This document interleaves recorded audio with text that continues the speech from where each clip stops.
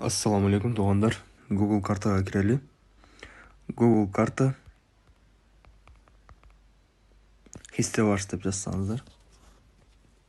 Хистеварс болот, Тажикстандын айылы. Ошол жерде мындай болуптур. Бул бир күн болду өзгөргөнүнө.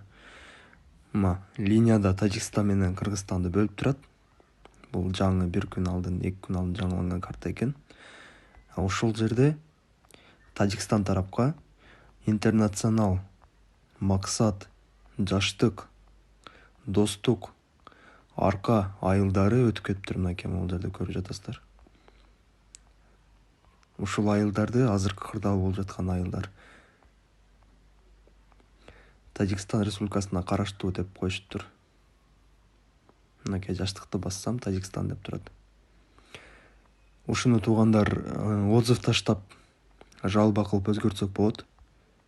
Баарыбыз массовый кирип отзыв калтыралы. Кандай кылабыз?